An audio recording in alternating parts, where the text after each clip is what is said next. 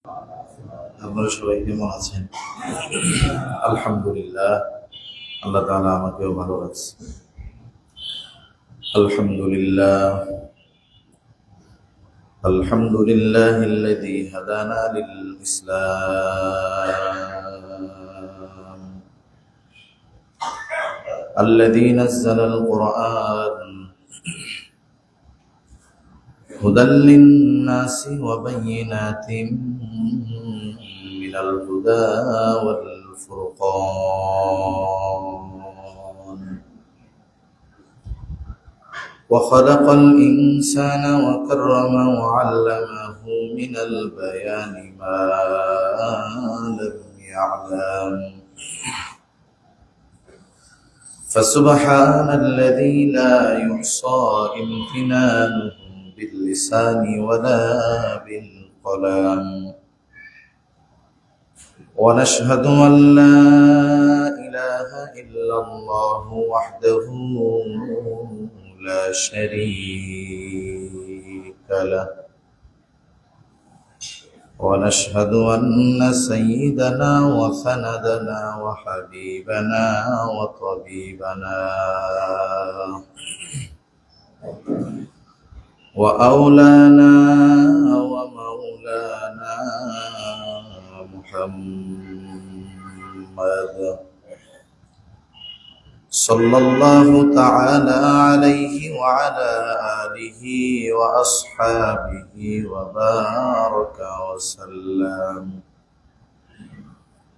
وبارك وسلم تسليما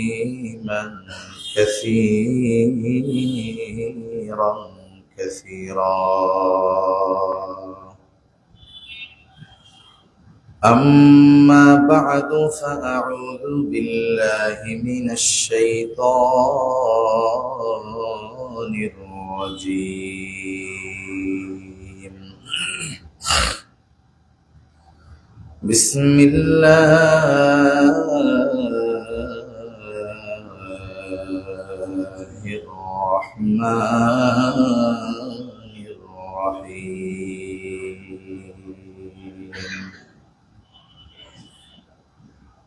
قل إن كنتم تحبون الله فاتبعوني يحببكم الله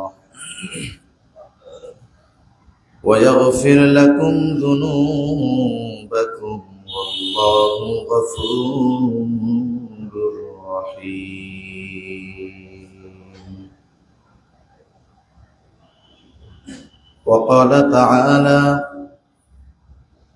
من يطع الرسول فقد أطاع الله.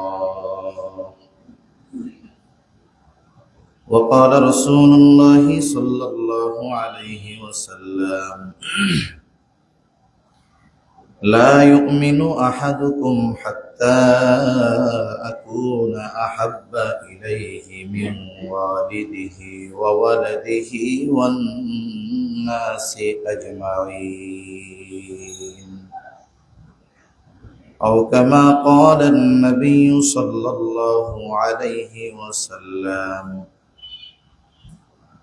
صدق الله العلي العظيم وصدق رسوله النبي الكريم،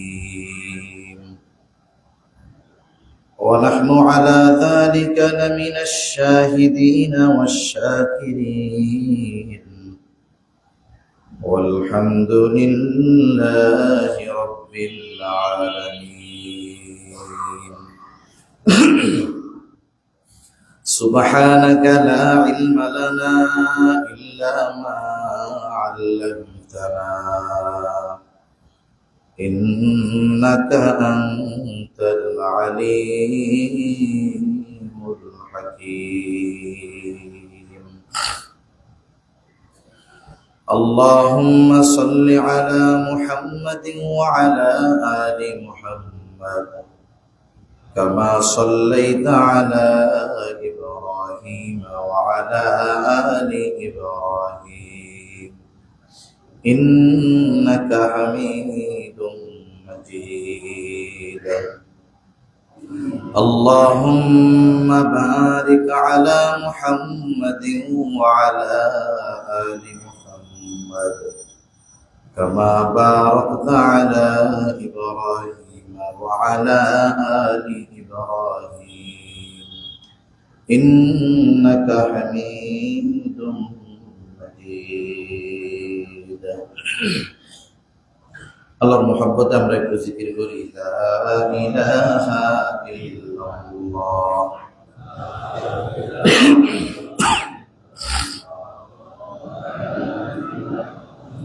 ইল্লাল্লাহ লা ইলাহা ইল্লাল্লাহ লা ইলাহা ইল্লাল্লাহ لا إله إلا الله محمد رسول الله صلى الله عليه وسلم الحمد لله আল্লাহ রাব্বুল আলামিনের দরবারে অগণিত শুকর যে মহান মালিক আমাদেরকে রবিউল আউয়াল মাসের প্রথম জুমা আদায়ের লক্ষ্যে আগে তার ঘরে আসার তৌফিক দিয়েছেন। আমরা সেই মহান মানিবকে খুশি করার জন্য মহব্বতের সাথে অন্তর থেকে একবার কালিমাতুশ শুকর পাঠ করি, আলহামদুলিল্লাহ। অগণিত দুরূদ ও সালাম সাইয়্যিদুল আম্বিয়া, আশরাফুল আম্বিয়া, খাতামুল আম্বিয়া, ইমামুল মুরসালিন, রাহমাতুল লিল আলামিন মুহাম্মাদুর রাসূলুল্লাহ সাল্লাল্লাহু আলাইহি ওয়াসাল্লামের উপর। রবিউল আউয়াল মাস নবীজি সাল্লাল্লাহু আলাইহি ওয়াসাল্লামের দুনিয়ায় আগমন এবং বিদায় উভয়টারই মাস। এই মাসে নবীজি সাল্লাল্লাহু আলাইহি ওয়াসাল্লাম দুনিয়াতে এসেছেন, আবার এই মাসেই রাসূল সাল্লাল্লাহু আলাইহি ওয়াসাল্লাম দুনিয়া থেকে বিদায় নিয়েছেন। তবে কোন তারিখে নবীজি সাল্লাল্লাহু আলাইহি ওয়াসাল্লাম দুনিয়াতে এসেছেন, ঐতিহাসিকদের বর্ণনায় এই তারিখটার ব্যাপারে সুনির্দিষ্ট কোনো সংখ্যা পাওয়া যায় না। না পাওয়া যাওয়ার কারণ কি, আগেও আমরা অনেক সময় আলোচনার কারণে বলেছি যে এই যে সাল গণনা, বছর গণনা, এটা শুরু হয়েছে মূলত ওমর রাদিয়াল্লাহু তাআলা আনহুর সময় থেকে। তারিখ গণনা, হিসাব রাখা, এগুলা শুরু হয়েছে ওমর রাদিয়াল্লাহু তাআলা আনহুর সময় থেকে। তবে এই বছর গণনার আগে মক্কার মানুষ মাসের হিসাব রাখত, বছরের হিসাব রাখত না। বড় কোনো ঘটনাকে কেন্দ্র করে ওই সময় থেকে তারা বছর গণনা শুরু করত। যেমন হাতির বছর, যে বছর ইয়েমেনের গভর্নর আব্রাহা হস্তি বাহিনী নিয়ে কাবা ভেঙে দেওয়ার জন্য এসেছিল, এটা বড় এক ঘটনা। এবং আল্লাহ তাআলা ছোট ছোট পাখি দিয়ে, ছোট ছোট কঙ্কর দিয়ে ওই শক্তিশালী বাহিনীকে পরাজিত করেছিলেন। এটা একটা ঐতিহাসিক ঘটনা। এই যে তারা হিসাব রাখতো যে ওই যে হাতির বছরের, যে হাতির ঘটনার এত বছর পর। আরেকটা বিষয় হলো, যদি ওই সময় মানুষের জন্ম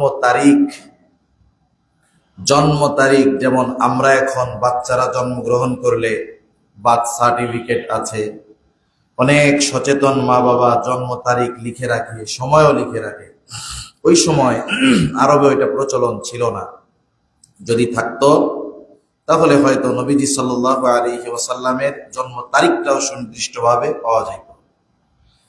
তবে কেউ কেউ বলেন 12 তারিখ, 9 তারিখ, 8 তারিখ, বিভিন্ন ধরনের মত পাওয়া যায়। কিন্তু এটা নিশ্চিত নবীজির জন্ম রবিউল আউয়াল মাসে। কোন তারিখে, এটার ব্যাপারে নবীজি কিছু বলেন নাই। আমার মনে হয় যদি বলার প্রয়োজনীয়তা থাকতো নবীজি সাল্লাল্লাহু আলাইহি ওয়াসাল্লাম বলতেন। তবে জন্ম সপ্তাহের কোন বারে হয়েছে এটা নবীজি নিজেই বলেছেন। যেমন নবীজি সাল্লাল্লাহু আলাইহি ওয়াসাল্লাম সপ্তাহে 2 দিন গুরুত্ব দিয়ে রোজা রাখতেন, সোম এবং বৃহস্পতিবার। জিজ্ঞাসা করা হলো, কেন এই 2 দিন আপনি রোজা রাখেন? নবীজি সাল্লাল্লাহু আলাইহি ওয়াসাল্লাম যে কারণ বললেন তার মধ্যে একটা হলো, সোমবার এই দিন আল্লাহ তাআলা আমাকে দুনিয়াতে পাঠিয়েছে, এই জন্য আমি আল্লাহ তাআলার কৃতজ্ঞতা স্বরূপ সোমবারে রোজা রাখি। বৃহস্পতিবার বলে এই দিন বান্দার আমল সাপ্তাহিক রিপোর্ট আল্লাহ তাআলার কাছে পেশ করা হয়। আমি এটা পছন্দ করি যে আমার আমল আল্লাহ তাআলার কাছে পেশ করা হবে, আর ওই অবস্থায় আমি থাকব রোজাদার। তাহলে এটা নিশ্চিত নবীজির জন্ম সোমবার রবিউল আউয়াল মাসে। এখন আমরা কিভাবে নবীজির এই জন্মদিন উদযাপন করতে পারি? কথার কথা আর কি, অনেকে তো করে কেক কেটে জন্মদিন উদযাপন। এটা মুসলমানদের সাথে যায় না, এটা মুসলিমদের কালচার নয়, এটা অমুসলিমদের কালচার। যদি কারো মন চায় যে আমি নবীজির মতো নবীজির জন্মদিন পালন করব, তাহলে তার উচিত প্রত্যেক সোমবার রোজা রাখা, ঠিক কিনা বলে? কিন্তু যারা জন্মদিন পালন করে, আফসোসের বিষয়, এরা সোমবার রোজা রাখে না, খুব কম রাখে। কিন্তু যারা সোমবার রোজা রাখে এদেরকে আবার এরা নবীজিকে মহব্বত করে, এটা বলতে এরা রাজি না। তাই সম্মানিত উপস্থিতি, সেই রবিউল আউয়াল মাস আমাদের মধ্যে আগমন করেছে।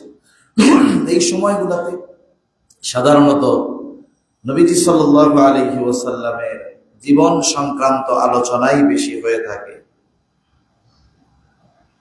তার রাসূল সাল্লাল্লাহু আলাইহি ওয়াসাল্লামের জীবনী আলোচনার সাথে সাথে রাসূল সাল্লাল্লাহু আলাইহি ওয়াসাল্লামকে মহব্বত এবং তার আনুগত্যতা, এটা মুমিনদের জন্য সবচাইতে বেশি জরুরি।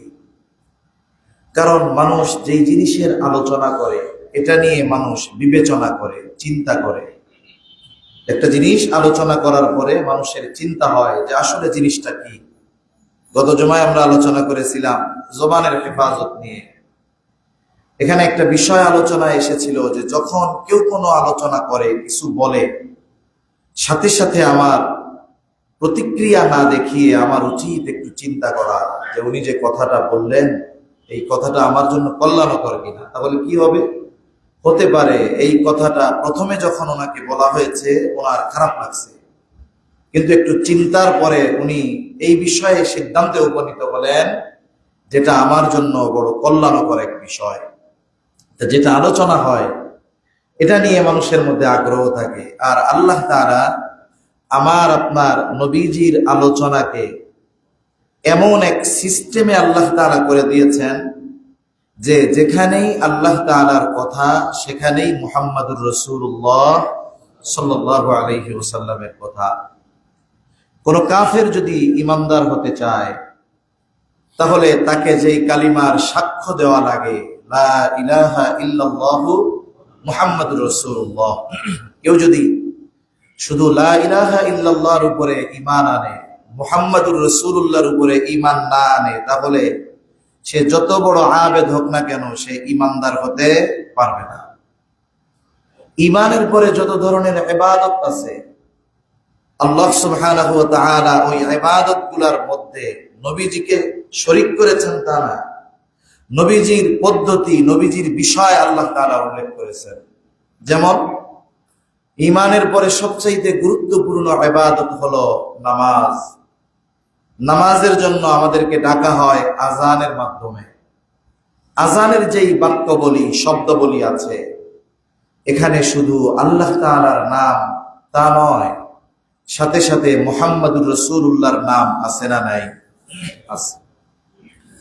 আল্লাহ তাআলা এগুলোকে এমন ভাবে সিস্টেম করেছেন, কারণ আমরা সবাই জানি যে পৃথিবীর সব জায়গায় একই সাথে দিন হয় না, একই সাথে রাত হয় না। কিছু স্থান পরিবর্তনের সাথে সাথে সময়ের পরিবর্তন হয়।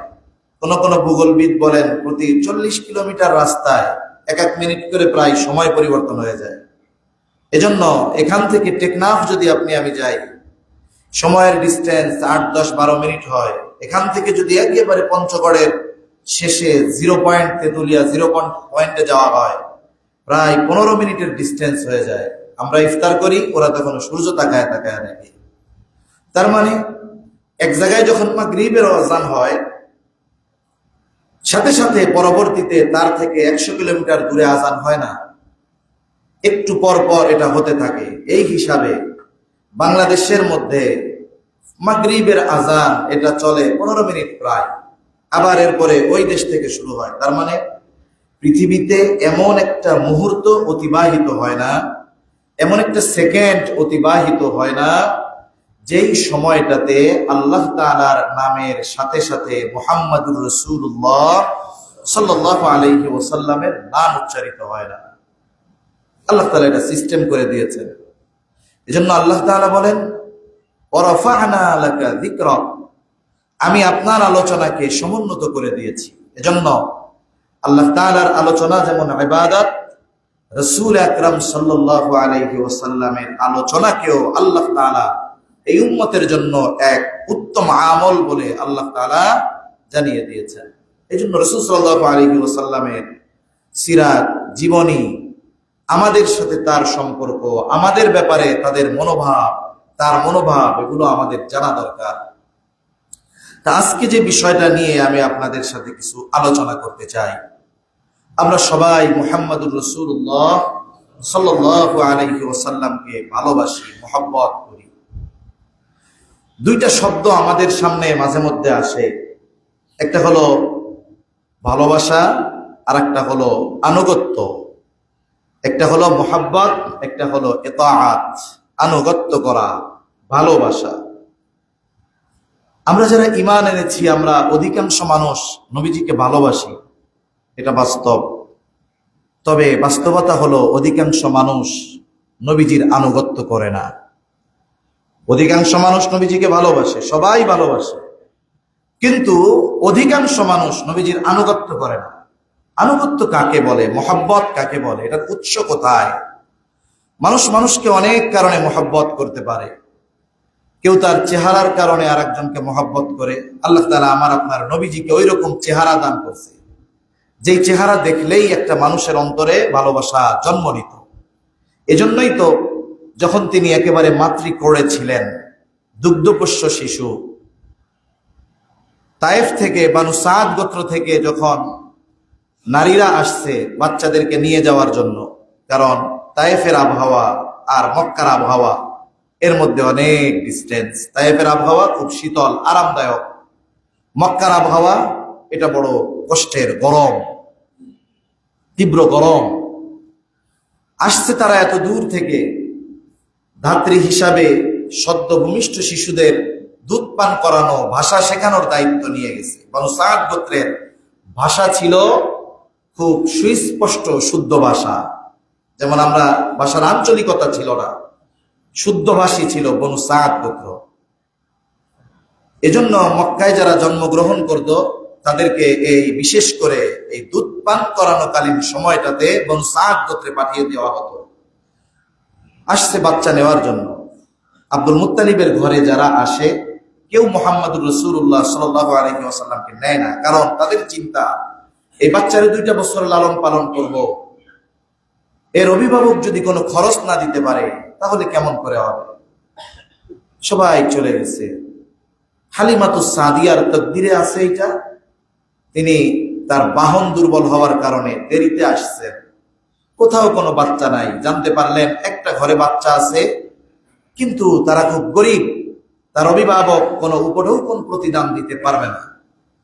দুজনে মিলে দেখতে গেলেন, তারপরেও দেখে আসে। কিন্তু দেখার পরে হালিমাতুস সাদিয়ার অন্তরে নবীজির প্রতি যেই মহব্বত জাগ্রত হলো, স্বামীকে তিনি বুঝায় বললেন, শুনেন, একেবারে খালি হাতে কেন ফিরে যাব, বাচ্চাটা চেহারার দিকে তাকায় অনেক মায়া লাগতেছে, এরা আমরা নিয়ে যাই। স্বামীও বললেন, ঠিক আছে চলো। তা এরা জানে যে এই বাচ্চাকে 2 বছর লালন পালন করলে আমি কিছুই পাবো না। এরপরেও নবীজির চেহারার দিকে তাকিয়ে, যখন তিনি জন্ম নিয়েছেন, চেহারার দিকে তাকিয়ে হালিমাতুস সাদিয়া এবং তার স্বামী আমার আপনার নবীজিকে নিয়ে গেছে। এই যে মোহাব্বতের কারণে নবীজিকে গ্রহণ করেছে, নিয়েছে, আল্লাহ তাআলা এর প্রতিদান সাথে সাথে দেওয়া শুরু করছে। দুর্বল বাহন সবল হয়ে গেছে, ঘরের যেই ছাগলগুলা ছিল বানে ওলানে দুধ ছিল না, এগুলো আল্লাহ তাআলা শিশু নবীজির বরকতে মুহূর্তের ভিতরে ভরপুর করে দিয়েছে। তা মূল কথা যেটা থেকে গেলাম, যে মোহাব্বত অনেক সময় মানুষ চেহারা দেখে সৌন্দর্য দেখে করে, এটা নবীজির মধ্যে ছিল। আবার অনেক সময় মোহাব্বত মানুষ তার গুণের কারণে করে। অনেকের চেহারা ভালো না, কিন্তু লোকটার যোগ্যতা গুণ ভালো, গুণের কারণে করে। মোহাব্বত একজন মানুষ আর এক মানুষকে আখলাকের কারণে করে, চরিত্রের কারণে করে।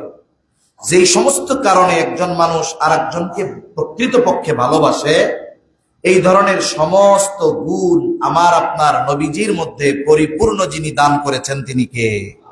আল্লাহ।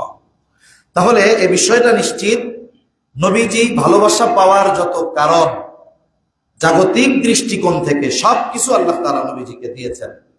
এজন্য যে অমুসলিম সেও যদি হৃদয় পরিষ্কার করে নবীজির ব্যাপারে জানে, হৃদয় পরিষ্কার হতে হবে। আর যার অন্তরে হিংসা আছে, বিদ্বেষ আছে, তার চোখে কখনো মানুষের ভালো গুণ পড়ে না। আমি যদি চশমাটা কালো লাগাই, কালো, এখন দেখতেছি সাদা। আমি যদি সানগ্লাস লাগাই কালো, তাহলে আমার সামনে সুন্দর যে তাকেও কালো কালো মনে হবে। আমি যদি লাল চশমা লাগাই তাহলে সবকিছু লাল লাগবে। আর আমাদের নজরের পরিবর্তন চশমার কারণে হয় না, অন্তরের কারণে হয়। আমাদের অন্তরের অবস্থা যেমন, আমার মানুষের সাথে আমার নজর কথা এরকম হয়। এই জন্য কোনো অমুসলিমও যদি হৃদয় পরিষ্কার করে নবীজির সম্পর্কে জানে, নিঃসন্দেহে ওই ব্যক্তি নবীজিকে ভালোবাসতে বাধ্য হবে। তাহলে মুহাব্বতের উৎস কোথা থেকে? মুহাব্বতের মূল উৎস হলো আবেগ। মুহাব্বতের মূল উৎস কি? জোরে বলেন, মুহাব্বতের মূল উৎস কি? আবেগ। যার মধ্যে আবেগ নাই, ফিলিংস নাই, সে ভালোবাসতে পারে না। আর এই আবেগ নবীজির ব্যাপারে সর্বোচ্চ কাজ করার পরিপূর্ণ কারণ আল্লাহ তাআলা আমার আপনার নবীজির মধ্যে দিয়েছেন। এজন্য একজন সুস্থ মানুষের আবেগ, বিবেক, অনুভূতি বলে যে এই লোক সর্বোচ্চ ভালোবাসা পাওয়ার উপযুক্ত। এজন্যই যে নবীকে জানে সে নবীকে ভালোবাসে। সাথে সাথে আবার ভালোবাসা পাওয়ারও তো অনেক কারণ আছে, এই কারণগুলোও নবীজির মধ্যে পরিপূর্ণ আছে। তাহলে মুহাব্বতের মূল উৎস আবেগ। এরপরে যেই বিষয়টা সেটা হলো আনুগত্য। মক্কার অনেক কাফেররা নবীজিকে ভালোবাসতো, কিন্তু নবীজির আনুগত্য করতো না। মক্কার যত কাফের ছিল তারা সবাই নবীজিকে ভালোবাসতো, কিন্তু সবাই নবীজির আনুগত্য করতো না। আর নবীজির আনুগত্যের মাধ্যমে পরিপূর্ণ ভালোবাসা, পরিপূর্ণ মুহাব্বত নবীজির প্রতি করা হয়। কোন ব্যক্তি যদি নবীজির আনুগত্য না করে, নবীজির আদেশ অনুসরণ না করে, যদি শুধু সে বলে যে আমি নবীজিকে খুব ভালোবাসি, কিন্তু তার মধ্যে নবীজির আনুগত্য নাই, সে মৌখিকভাবে যতই বলুক যে আমি নবীজিকে অনেক মহব্বত করি, আল্লাহর কসম সে সত্যবাদী নয়, বরং সে মিথ্যা কথা বলে। এজন্য মুহাব্বতের মূল উৎস আবেগ। এজন্য মক্কার কাফেররা নবীজির আচার আচরণ আখলাকের কারণে নবীজিকে ভালোবাসত, কিন্তু মক্কার কাফেররা সবাই নবীজির আনুগত্য করে নাই, বরং নবী তার আনুগত্যের কথা বলার পরে ওই মুহাব্বত করে নেওয়ালা অনেক মানুষ নবীজির দুশমন হয়ে গেছে। এজন্য আনুগত্যের মূল উৎস কোথায়? আনুগত্যের উৎস হলো বিশ্বাস, সম্মান, আস্থা, আদর্শ। নবীজির প্রতি পরিপূর্ণ সম্মান, নবীজির প্রতি আস্থা, নবীজির প্রতি বিশ্বাস, ঈমানি বিশ্বাস, সাথে সাথে নবীজির আদর্শ গ্রহণ, এটা হলো আনুগত্যের মূল উদ্দেশ্য। একজন ব্যক্তি যদি বলে আমি নবীজির আনুগত্য করি, কিন্তু নবীজির আদর্শ তার মধ্যে নাই। একজন ব্যক্তি যদি বলে আমি নবীজির আনুগত্য করি, কিন্তু নবীজির প্রতি পরিপূর্ণ বিশ্বাস তার নাই, ঈমান তার নাই। একজন ব্যক্তি যদি বলে যে আমি নবীজির আনুগত্য করি, কিন্তু নবীজির প্রতি সর্বোচ্চ তাজিম, সম্মান তার মধ্যে নাই। একজন ব্যক্তি যদি বলে আমি নবীজির আনুগত্য করি, কিন্তু নবীজির প্রতি পরিপূর্ণ আস্থা তার নাই, আমি বলবো নিঃসন্দেহে ওই ব্যক্তি সর্বোচ্চ একজন মিথ্যাবাদী, কোনো সন্দেহ নেই। এজন্য আনুগত্যের পরিপূর্ণতা এগুলোর মাধ্যমে হয়। সম্মান, বিশ্বাস, আস্থা। এই যে বাবা সন্তানকে ভালোবাসে, সন্তান বাবাকে ভালোবাসে, ছোট বাচ্চা আপনাকে আমাকে ভালোবাসে, নানা তার নাতিকে, নাতি তার নানাকে ভালোবাসে। এই ভালোবাসার মধ্যে কিন্তু আস্থা থাকে, এই ভালোবাসার মধ্যে বিশ্বাস থাকে। আপনি যখন ছোট একটা বাচ্চা দৌড় দিতে বলেন, সে খাটের উপর থেকে বা উঁচু জায়গা থেকে আপনার কাছে দৌড় দিবে, আপনি বলার সাথে সাথে সে দিয়ে দেয়। কেন দেয়? কারণ আপনার আমার প্রতি তার পরিপূর্ণ আস্থা আছে যে হ্যাঁ, আমি দৌড় দিলে পড়ে যাব না, আমার বাবা, আমার চাচা, আমার দাদা আমাকে ধরে ফেলবে। আপনার প্রতি, আমার প্রতি, আমার আপনার বাচ্চার পরিপূর্ণ বিশ্বাস আছে যে না, আমি দৌড় দিলে আমাকে সে ছেড়ে দিবে না, আমাকে সে ধরবে। এই যে বাচ্চার আস্থা, বিশ্বাস থাকার কারণে সে বিপজ্জনক কাজ করার পরেও সে খুশি হয়। অনেক সময় বাচ্চাদেরকে আমরা উঁচু করে এরকম মারি, বাচ্চাদের মানে ছোট বাচ্চাদের মারা ঠিক না। অনেক সময় 6 মাস, 3 মাস, 2 মাসের বাচ্চাদের মজা দেওয়ার জন্য আমরা কোলে করে এরকম মারি। ডাক্তার এগুলো মানা করছে, কারণ এই ছোট ছোট ঝাঁকি এটা বাচ্চার জীবন নষ্ট হয়ে যাওয়ার কারণ হতে পারে। চিরতরে সে পঙ্গুত্ব বরণ করতে পারে, সে একেবারে সেন্সলেস হয়ে যেতে পারে, মেধাহীন হয়ে যেতে পারে। এজন্য এই ধরনের ঝাঁকাঝাঁকি মারা অবশ্য ঠিক না। কিন্তু যখন আমরা মারি এরকম উঁচু করে, ও তখন কাঁদে না, বরং কাঁদলে ওকে ওইরকম দিলে সে আরো খুশি হয়ে যায়। কেন হয়? কারণ জানে তার ওই কচি মনে তার পিতার উপরে সর্বোচ্চ বিশ্বাস আছে, আস্থা আছে, মোহাব্বত আছে যে না, আমার বাবা আমার ছেড়ে দিবে না। এই জন্য সে মজা পায়। সম্মানিত উপস্থিতি, আনুগত্য পরিপূর্ণ হয় যেই ব্যক্তির আনুগত্য আমি করতেছি সেই ব্যক্তির আদর্শ পরিপূর্ণভাবে ধারণ করার মাধ্যমে। আনুগত্য পরিপূর্ণ হয় যেই ব্যক্তির আনুগত্য করতেছি সেই ব্যক্তির প্রতি পরিপূর্ণ বিশ্বাস থাকার মাধ্যমে। আনুগত্য পরিপূর্ণ হয় যার আনুগত্য করছি তার প্রতি পরিপূর্ণ আস্থা থাকার মাধ্যমে। আনুগত্য পরিপূর্ণ হয় আমি যেই ব্যক্তির আনুগত্য করছি তার প্রতি সর্বোচ্চ সম্মান থাকার মাধ্যমে। আমি চ্যালেঞ্জ দিয়ে বলতে পারি, হয়তো অনেকে রাগ হবেন, এই দুনিয়াতে যারা বলে আমি অমুকের অনুসারী, একজনের মধ্যেও এই 4টা গুণ ওই ব্যক্তির ব্যাপারে পরিপূর্ণ নাই। এটা চ্যালেঞ্জ দিয়ে বলতে পারি। যদি থাকতো তাহলে নেতা পালাইতো না, কর্মীদের কঠিন অবস্থা হয়ে যাইত না। অবিশ্বাস তাদের মধ্যে ছিল, আস্থা করার মতো যোগ্যতা তাদের মধ্যে ছিল না। এজন্য দুনিয়ার ইতিহাসে পরিপূর্ণভাবে একমাত্র রাসূলের আনুগত্য যারা করেছে এরাই দুনিয়া আখেরাতে সফলতা অর্জন করেছে। এছাড়া আমার আনুগত্য যদি কেউ করে, বলে আমার প্রতি ওই 4 জিনিস পরিপূর্ণ আসার মতো যোগ্যতা আমার মধ্যে নাই, কারো মধ্যে নাই, একমাত্র মুহাম্মদুর রাসূলুল্লাহ সাল্লাল্লাহু আলাইহি ওয়াসাল্লামের মধ্যে আছে। এজন্য আনুগত্য হলো মুহাব্বতের পরিপূরক। এইভাবে যদি আমরা নবীজির আনুগত্য করি, এরপরে একটা ব্যক্তি তাকে বলা যায় সে আশেকে রাসূল। আশেকে রাসূল এত সহজ না আশেকে রাসূল হয়ে যাওয়া। আশেকে রাসূল হওয়ার জন্য কি করতে হবে আশা করি মোটামুটি আমরা বুঝতে পেরেছি। ওই ব্যক্তির প্রতি আনুগত্যশীল হতে হবে। আর আনুগত্যশীল যদি হতে হয়, ওই ব্যক্তির প্রতি সর্বোচ্চ বিশ্বাস, সর্বোচ্চ আস্থা, সম্মান এবং তার আদর্শের পরিপূর্ণ অনুসরণকারী হতে হবে। তাহলে বলা যাবে যে আমি রাসূলের একজন উম্মত। এর আগে আমরা যা বলি এটা বাস্তবতার সাথে আসলে মিল নাই। তা সম্মানিত উপস্থিতি, এই মুহাব্বতের কথা আল্লাহ তাআলা কোরআনুল কারীমে বলেছেন।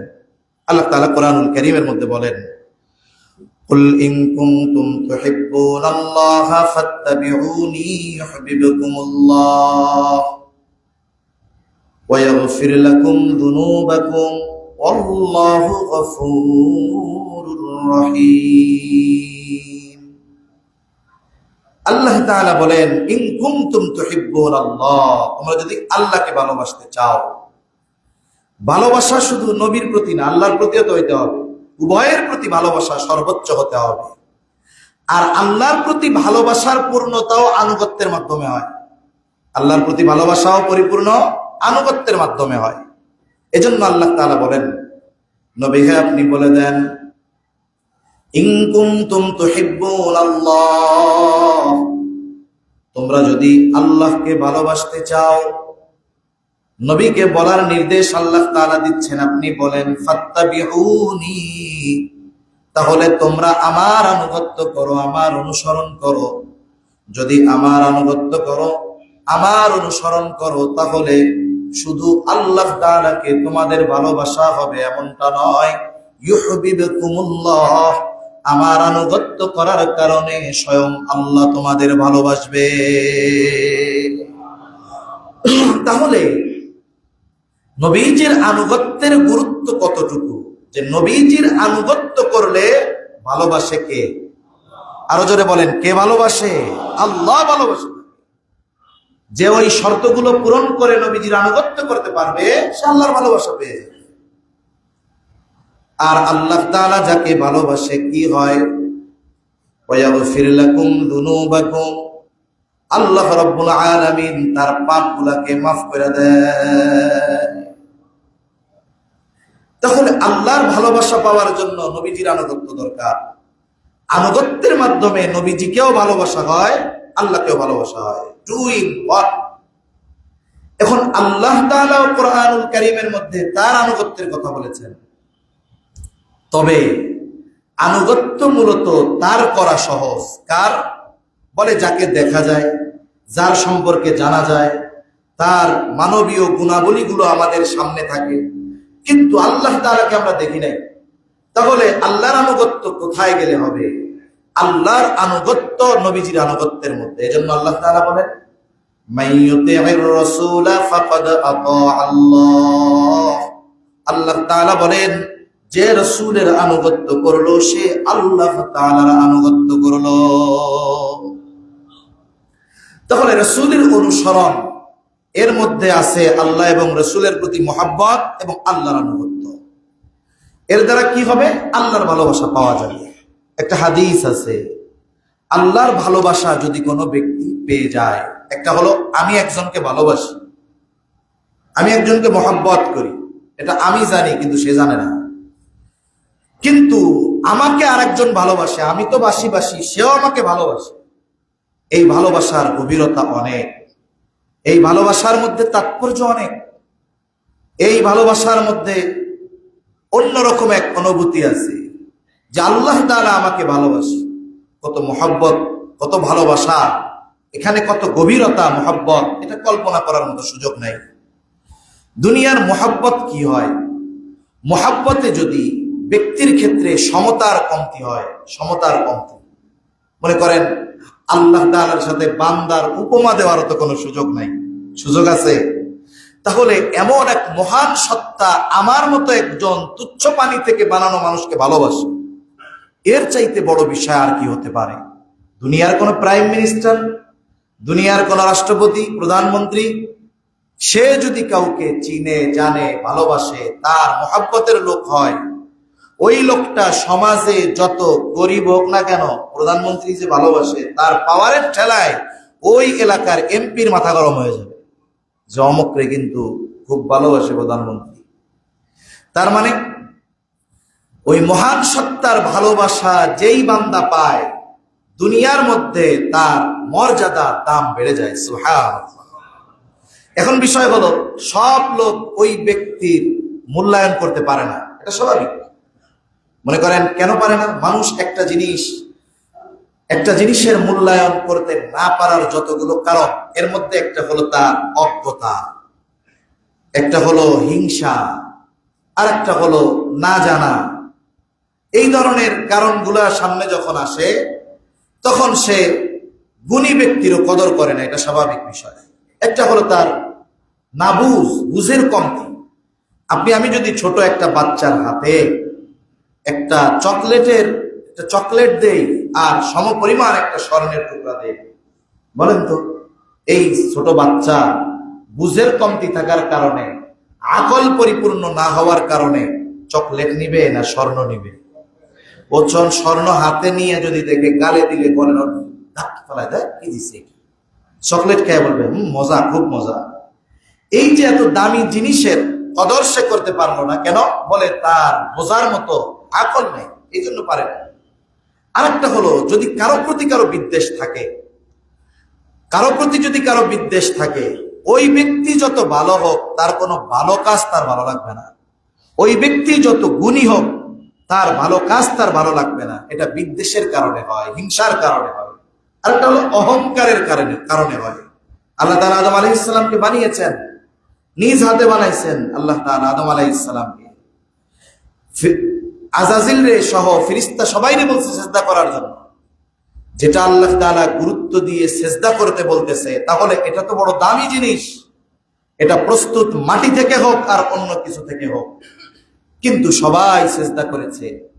মাটির তৈরি আদমকে সিজদা করেছে নূরের তৈরি ফেরেশতারা, কিন্তু অহংকারের কারণে মাটির তৈরি আদমকে আগুনের তৈরি শয়তান আজাজিল সিজদা করতে পারে না।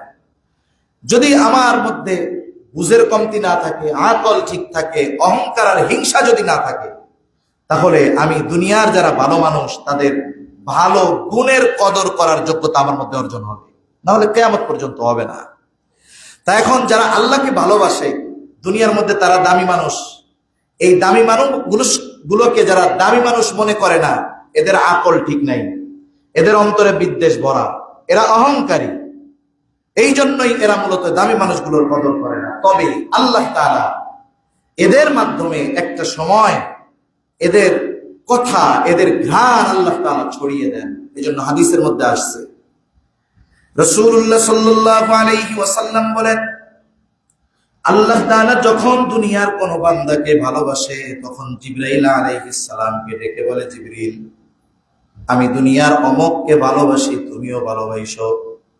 আল্লাহ তাআলা তার ওই মুহাব্বতের বান্দার পরিচয় জিবরাইল আলাইহিস সালামকে করায়া দেয়। এবার জিবরাইল আলাইহিস সালাম আসমানের বাসিন্দা তথা ফেরেশতাদের কাছে এসে বলে, শোনো, দুনিয়ার অমুক ব্যক্তি, তাকে আল্লাহ ভালোবাসে, আমিও ভালোবাসি, তোমরাও ভালোবাসো। এইবার আসমানের বাসিন্দা তথা ফেরেশতারা তাকে ভালোবাসতে শুরু করে। নবীজি বলেন, এরপরে আল্লাহ তাআলা দুনিয়ার মানুষের অন্তরের মধ্যে ওই ব্যক্তির ভালোবাসা আর গ্রহণযোগ্যতা তৈরি করে দেয়। তাহলে আমি আপনি যদি মানুষের কাছে গ্রহণযোগ্য হতে চাই, মানুষের প্রকৃত মহব্বত পেতে চাই, একটা হলো আর্টিফিশিয়াল দেখানো মহব্বত। আমার সামনে আসলেন, কত হাসি দিয়ে সুন্দর মতো কথা বললাম, যাওয়ার পরে বললাম, একবারে ফালতু এক মানুষ। এটা কি আসল মহব্বত হয়েছে নাকি? আসল মহব্বত হয় নাই তো। মহব্বত তো সামনে থাকুক আর অগোচরে থাকুক, ওই ব্যক্তির ব্যাপারে আমার ধারণা, সুধারণা সর্ব অবস্থায় থাকবে, এটা হলো আসল মহব্বত। আর আমাদের যত মহব্বত হয়তো স্বার্থের কারণে, না হলে লোক দেখানো লৌকিক মহব্বত, এটা অরিজিনাল মহব্বত নয়। এ মহব্বত টেকসই হয় না। এই জন্যই তো আমাদের দেশের অনেক বড় বড় নেতাদের লাখো লাখো কর্মী থাকার পরেও পালায় যাওয়া লাগছে। অথচ মিছিলে কি বলছে, অমুক ভাইয়ের সাথে আমরা আছি, অমুক ভাই এগিয়ে চলেন, আমরা আছি আপনার সাথে, তমুক ভাই এগিয়ে চলেন, আমরা আছি আপনার সাথে। কিন্তু সর্বশেষ পরিণতি কি? সর্বশেষ পরিণতি এক একজন নিজেদের সেফ এক্সিট নিয়ে চলে গেছে, কিন্তু এদেশে তার ভালোবাসার মানুষদেরকে রেখে চলে গেছে। এটা হলো দুনিয়ার ভালোবাসার নমুনা। এজন্য মহব্বত দামি এক জিনিস, এটাকে জায়গা মতো সঠিক পাত্রে পাত্রস্থ যদি না করা হয়, মহব্বত নষ্ট হয়ে যায়। বিরিয়ানি খুব ভালো খাবার, শাহী খাবার, কিন্তু এটা যদি পচে যায়, নষ্ট হয়ে যায়, খাওয়া তো বহুদূর, এটার গন্ধও শোকা যায় না। কিন্তু ভাত পয়সে গেলেও মোটামুটি 15 ধোয়া দিয়া খাওয়া যায়, মরিচ পেঁয়াজ দিয়ে খাইতে আরো মজা লাগে তখন। তা সম্মানিত উপস্থিতি, আমরা আল্লাহর ভালোবাসা চাই। আল্লাহর ভালোবাসা যদি চাই, তাহলে আনুগত্য হবে কার? মুহাম্মাদুর রাসূলুল্লাহ সাল্লাল্লাহু আলাইহি ওয়াসাল্লামের।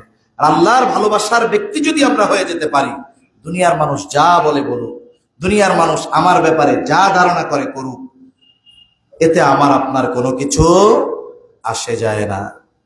এজন্য অনেক সময় ওলামায়ে কেরামকে কত ধরনের বকা দেয় না? জঙ্গি বলে, মৌলবাদী বলে, মোল্লা বলে, কাঠমোল্লা বলে, আরো কত ধরনের শব্দ দিয়ে তাদেরকে আঘাত করে। কিন্তু আপনি যদি আমার 24 ঘন্টা ওইগুলো বলেন, আমি মাইন্ড করব না। কারণ ওই ব্যক্তি যাকে বলা হচ্ছে বুঝবান মানুষ, সে মাইন্ড করবে না। কেন করবে না? না করার কারণ হলো সে জানে যে এই ব্যক্তি এই শব্দগুলোর যেই শান মান এটা সম্পর্কে হয়তো তার জানা নাই, বা এই শব্দের সঠিক ব্যবহার তার জানা নাই, হয়তো এই ব্যাপারে সে অজানা থাকতেই পারে, স্বাভাবিক বিষয়।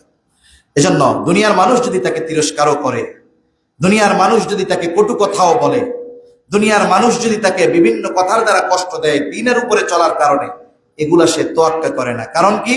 সে রহমানের খাঁটি বান্দা।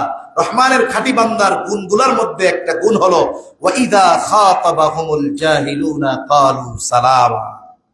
ওই জাহেল মূর্খ অজ্ঞরা ওরা যখন আল্লাহর খাঁটি বান্দাদেরকে তিরস্কার করে কিছু বলে, ঝগড়াঝাটি বাঁধাতে চায়, ওরা বলে সালাম সালাম, ভাই তুমি সর, অসুবিধা নেই, সর।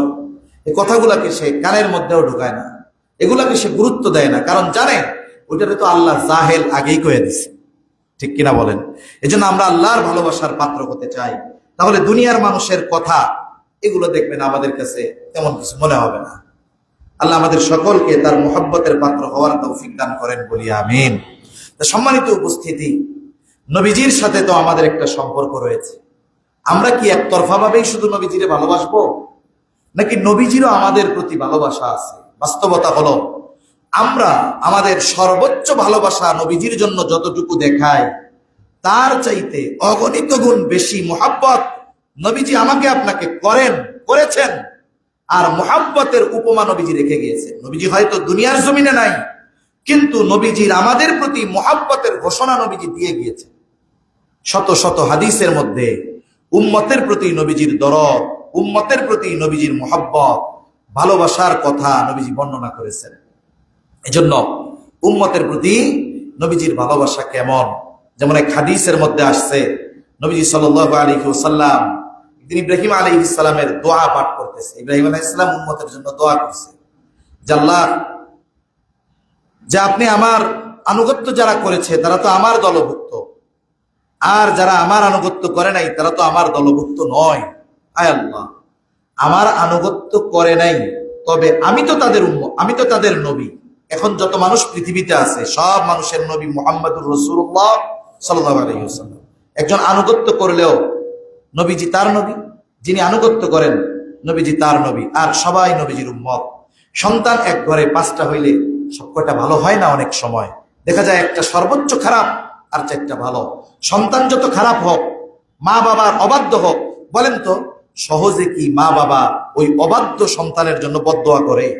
বরং ওইটার জন্য চিন্তা আরো বেশি থাকে, ওইটার জন্য দোয়া আরো বেশি থাকে যে অন্যগুলা তো আলহামদুলিল্লাহ ভালো হয়ে গেছে, যেটা আমার আনুগত্য করে না, আমার অবাধ্য, এটা যেন ভালো হয়ে যায়। এই জন্য নিজেও বেশি দোয়া করে, সবার কাছে বেশি দোয়াও চায়।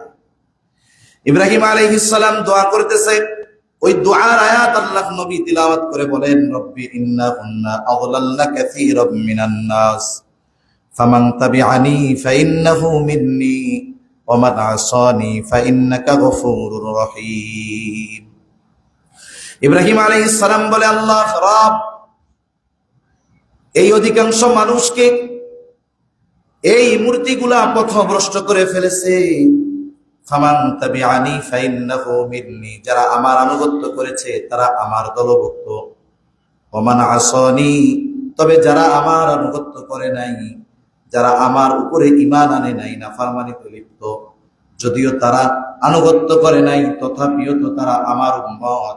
ফাইন্নাকা গফুরুর রহিম। ইব্রাহিম আলাইহিস সালাম কেমন যেন বলে, আল্লাহ, আমার ওই আনুগত্য যেই উম্মতেরা করে নাই, আল্লাহ আপনি তাদেরকেও মাফ করে দেন।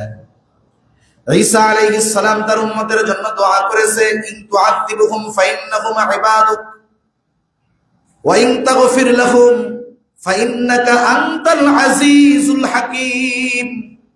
আয় আল্লাহ, ইন তুআযিবহুম, আপনি যদি তাদের শাস্তি দেন, তারা তো আপনারই বান্দা, ওয়া ইন তাগফির লাহুম, আর যদি আপনি তাদেরকে মাফ করে দেন, ফাইন্নাকা আনতাল আজিজ আল হাকীম, আপনি মহাপরাক্রমশালী, মহাপ্রজ্ঞাময়। আপনি যদি চান আমার ওই গুনাহগার উম্মত, আপনার গুনাহগার বান্দাগুলোকে মাফ করে দিতে পারে।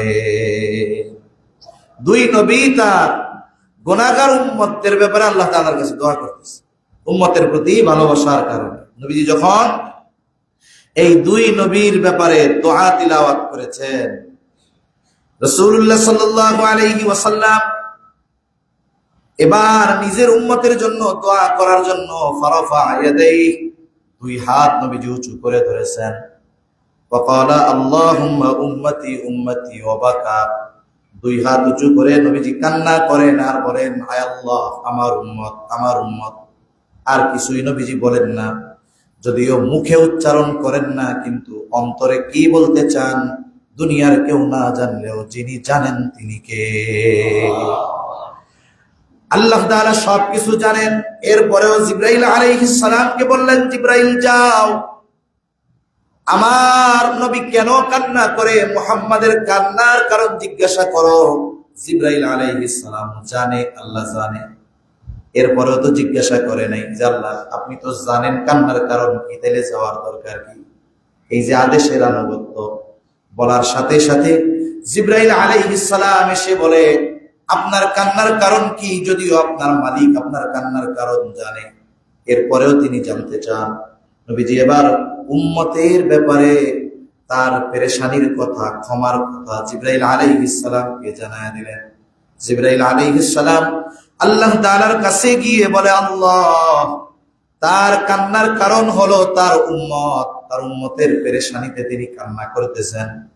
নবীজি বলেন, আপনি জিবরাইলকে বলেন, যাও তুমি গিয়া জানায় দাও, আমি তাকে তার উম্মতের ব্যাপারে সন্তুষ্ট করব, আমি তাকে তার উম্মতের ব্যাপারে অসন্তুষ্ট করব না। এই আয়াতের, এই হাদিসটা একটা আয়াতের তাফসিরে আসছে। সূরা দুহার মধ্যে একটা আয়াত আছে, আল্লাহ রাব্বুল আলামিন নবীজিকে প্রথমে সান্ত্বনা দিচ্ছেন, কারণ একজন দুষ্টু মহিলা নবীজির ব্যাপারে বলছে যে রবের ছেড়ে দিছে, এরপরে অসন্তুষ্ট হয়েছে। তখন আল্লাহ তাআলা কি বলেন, যে সুসংবাদগুলো দিয়েছেন এর মধ্যে একটা হলো, ওয়ালা সাউফা ইউতিকা রাব্বুকা ফাতারদা, ওয়ালা সাউফা ইউতিকা রাব্বুকা, অচিরেই আপনার রব আপনাকে এমন কিছু দিবেন, ফাতারদা, আপনি খুশি হয়ে যাবেন। এই আয়াতটা, এর জবাবে নবীজি কি বলতেছেন আল্লাহরে?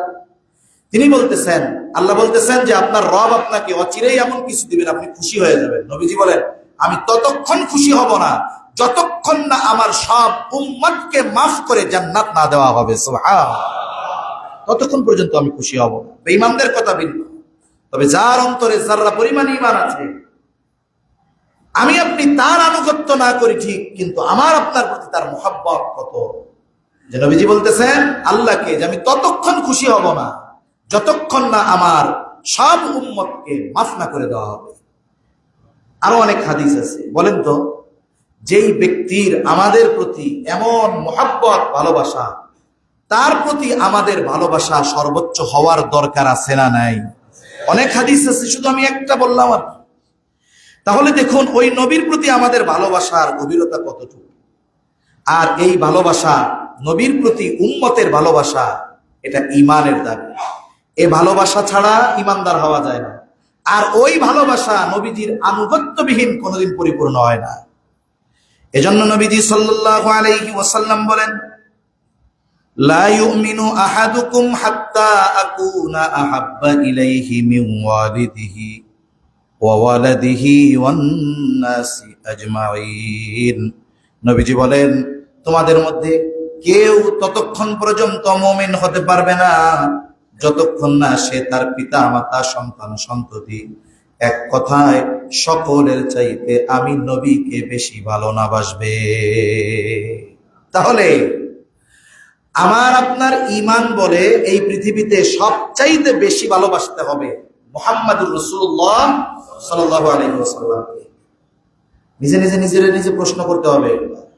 একটা হলো আলোচনা শুনলাম, আমরা তো শুনি যে ভালো লাগলো কিনা, কোনো সূক্ষ্ম তথ্য আছে কিনা, কিন্তু আমাকে নিজেকে নিজে অনেক সময় প্রশ্ন করতে হয় যে হাদিসটা তো নবীজি বললেন, এই হাদিসের আলোকে আমি আমার সন্তান সন্ততি, পিতা মাতা, এক কথায় দুনিয়ার সকলের চাইতে নবীজিকে সবচেয়ে বেশি ভালোবাসি কিনা, নিজে নিজে জাস্টিফাই করতে হবে।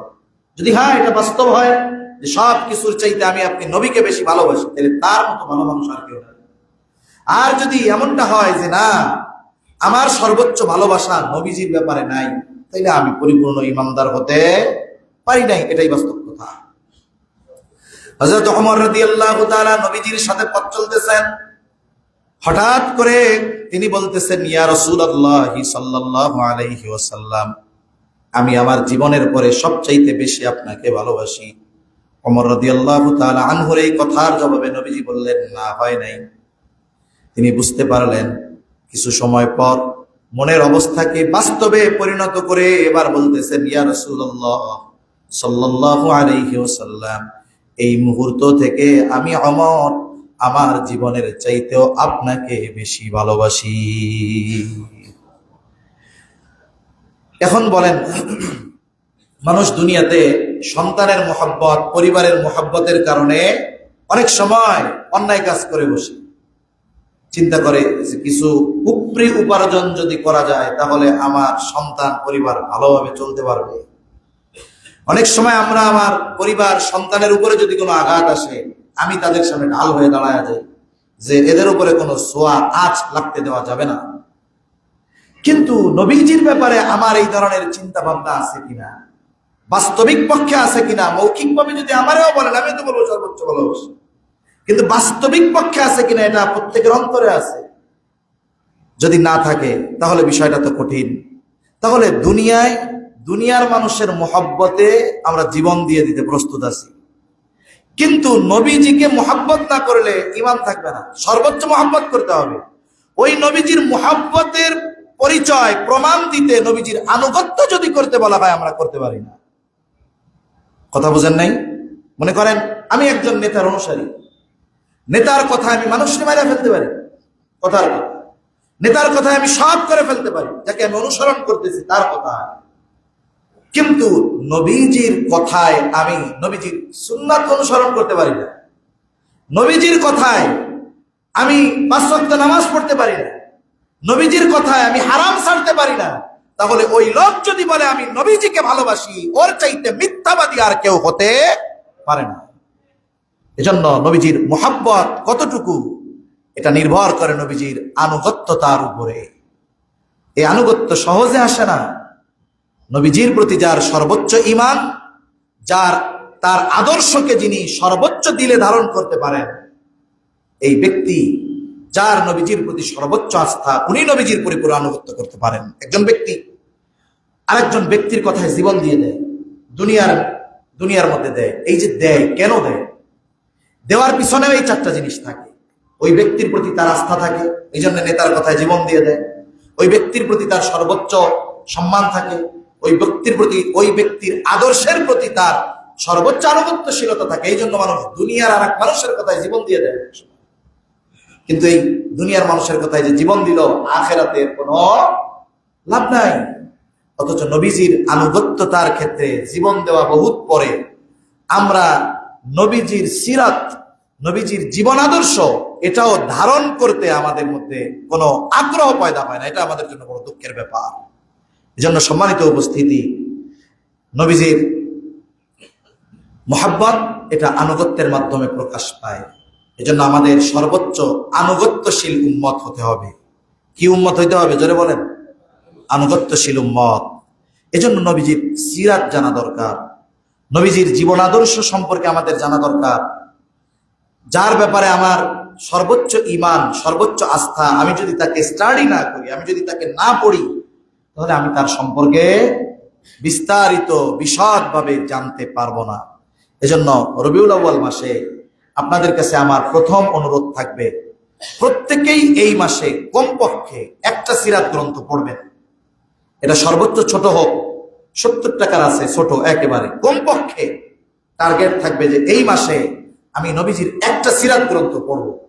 আচ্ছা, এখানে লজ্জার কোনো কিছু নাই। আমরা সবাই বলেন তো, কয়জন আছেন মাদ্রাসায় পড়ুয়া ছাড়া, মাদ্রাসায় যারা পড়ছেন তারা ছাড়া, এমন কে কে আছেন? লজ্জার বিষয় নয়, আল্লাহ তাআলা দেখতেছে যে নবীজির একটা জীবনী পরিপূর্ণভাবে পড়ছেন।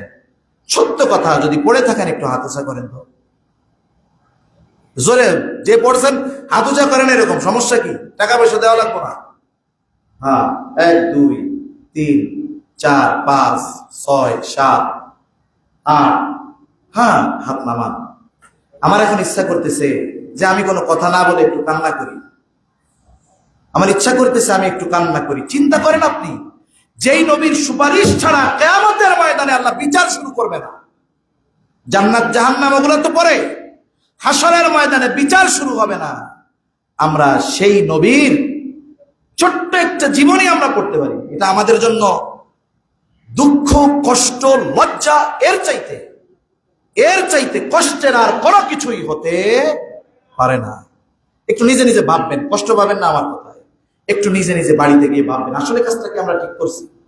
যাক, এজন্য রবিউল আউয়াল মাসে আপনাদের কাছে প্রথম অনুরোধ যে প্রত্যেকেই এটা গুরুত্ব সহকারে নেবেন। বয়ান এমন নয় যে আমরা যদি চিন্তা করি যে বয়ান কি আমাকে সবার লেগে নাকি, আমার মন মতো যেটা এটা আমার, আর যেটা আমার মন মতো না এটা হুজুরে ফেরত দিয়ে গেলাম। বিষয়টা এরকম নয়। প্রত্যেকটা কথা আমি সহ আমাদের সবার কমপক্ষে একটা সিরাত, একটা জীবনী নবীজির ব্যাপারে করব। এখন বলেন, আমি আপনি যেই নবীর ব্যাপারে জানি না, পড়ি নাই, তাহলে তার আনুগত্য, তার মহাব্বত আমার মধ্যে কেমনে আসবে? নিজে নিজে প্রশ্ন করেন। সাহাবায়ে কেরাম তো নবীজির প্র্যাকটিক্যাল দেখছে, তাদের পড়ার দরকার নাই, তারা তো দেখছে। এজন্য মহাব্বতের গভীরতা কত, উচ্চতা কত। এজন্য অনুরোধ আপনাদের কাছে, সকলে কমপক্ষে ছোট্ট একটা সিরাত গ্রন্থ হলেও পড়বো ইনশাআল্লাহ। বলেন আল্লাহ তৌফিক দান করেন, বলি আমিন। এই যে আমরা পড়ি না, আমরা যে পড়ি না, এটা আমি জানি পড়ে না, এই পড়াটার সাথে যদি একটু সংযুক্ত হতে পারে। এজন্য গত জুমায় আপনাদের বললাম যে আমরা মসজিদের তরফ থেকে একটা সিরাত প্রতিযোগিতা দিব। প্রতিযোগিতা শুনলে ভয় পায় মানুষ। মূল উদ্দেশ্যটা হলো কি, যে 1-150-র মতো প্রশ্ন আছে কাগজে, হুজুরের কাছে নামটা লেখাবে, একটা কাগজ নিয়ে যাবে ফোন নাম্বার দিয়ে, অসুবিধা নাই। কিন্তু আফসোস, এক সপ্তাহে কয়জন পাওয়া গেছে হুজুর? ও নবুয়াতি সংখ্যাও এখনো পড়ে নাই, 40 জন হয় না। তা আমি আপনাদের আগ্রহের ব্যাপারে খুব দুঃখ পাইলাম। এটা খুব কষ্টের একটা বিষয় যে টাকা পয়সা দেওয়া লাগবে না, 5টা টাকা দিয়ে আপনাদের ছাপায়া নেওয়া লাগবে না। আসবেন, নামটা লিখবেন, দিয়ে দিবে। প্রশ্নগুলোর সাথে উত্তর দেওয়া আছে, আপনি পড়বেন। হয়তো 2 সপ্তাহ 3 সপ্তাহ পরে আমরা এই প্রশ্নগুলো যেগুলো পড়েছেন এগুলার আলোকে এমসিকিউ সিস্টেমে 20টা প্রশ্ন দিলাম, 5 মিনিট লাগবে দাগাইতে। প্রতিযোগিতা মূল উদ্দেশ্য নয়। আমার উদ্দেশ্য ছিল যে সিরাতের সাথে প্রশ্ন উত্তর আকারে হলেও একটু সম্পৃক্ততা হোক, একটু গায়ে লাগুক না, অসুবিধা কোথায়, একটু লাগুক গায়ে, এরপরে আগ্রহ পয়দা হবে আরো জানার জন্য। কিন্তু ওই সেই অঙ্ক শেখানোর গল্প আমার মনে পড়ে গেছে। 2 ভাই, এদেরকে কোনো মাস্টার পড়াইতে পারে না, অঙ্ক করাইতে পারে না। এক মাস্টার কয় আমি পারবো, বাপ কয় আসেন আপনি পারলে তো কোনো অসুবিধা নাই। কয় বই খাতা দিয়ে অঙ্ক হবে না, কি করতে হবে? বলে যা করতে হবে আমি করব। এইবার 2 ভাইয়ের এক ভাইরে কইছে গাছে উঠো, বলছে শোনো, তুমি আম পাইরা নিচে দিবা আর তুমি গুনবা, তুমি কয়টা ফালাও, আর ওরে কইছে তুমি কয়টা রাখো, এটা কিন্তু গুনবা। বড় ভাই দিছে উপর থেকে 1, ও গুনে 1, 2, 2, 3, 3। ছোট ভাই ভাই থাম থাম, কি হইছে রে? বলে কাম তো সারা, এ তো আমাকে অঙ্ক শিখাইতেছে রে ভাই, এ তো আমাদের অঙ্ক শিখায় ফেলবে। এখন যদি আমাদের টেন্ডেন্সি চিন্তাধারা এরকম হয় যে হুজুর তো আমাকে সিরাত পড়াই ফেলবো, হুজুর তো আমাকে কিছু জ্ঞান অর্জন করাইয়াই ফেলবে, না না না, এই কাজ করা যাবে না, আর হুজুর যেটা বলছে এটা করা যাবে। এই চিন্তাধারা যদি হয় তাহলে আমার তো আপনাদের এইগুলার সাথে জুড়িয়ে দেওয়া কঠিন হয়ে যাবে। এজন্য আপনাদের কাছে অনুরোধ, একবারে প্রত্যেকটা মানুষ ঘরে মহিলাদের জন্য নিয়ে যাবেন দরকার হয়। এরপরে আপনারা নিবেন হুজুরের কাছ থেকে নাম লেখা, সিরাতের ওই শীটগুলো নিবেন, পড়বেন। কিছু তথ্য হলেও আমাদের জানা হবে। আর একটা বিষয় যখন অল্প জানা হবে, ভবিষ্যতে এটার প্রতি বিস্তারিত জানার আগ্রহ ইনশাআল্লাহ পয়দা হবে। একটা দ্বিতীয় বিষয়, রবিউল আউয়াল মাসে কমপক্ষে একটা সিরাত 70 পৃষ্ঠা আছে, এরকম একটা আছে। কোন প্রকাশনীর মানে প্রচারণা হিসাবে নয়, আমার কাছে ভালো লাগছে, কালান্তর প্রকাশনীর একটা সিরাত আছে, 70 টাকা দাম মাত্র। কয় টাকা? 70 টাকা মাত্র দাম। ওইটা কিনে কমপক্ষে ওইটা হলেও পড়েন। সিরাতে খাতামুল আম্বিয়া 100 টাকার কম দাম হবে, ওইটা কিনে পড়েন। আশা করা যায় নতুন এক দিগন্ত উন্মোচিত হবে ইনশাআল্লাহ। আল্লাহ তাআলা আমাদেরকে পরিপূর্ণভাবে রাসূলের আনুগত্যশীল উম্মত হওয়ার তৌফিক দান করেন, আমিন। ওয়া আখির দাওয়ানা আনিল হামদুলিল্লাহ।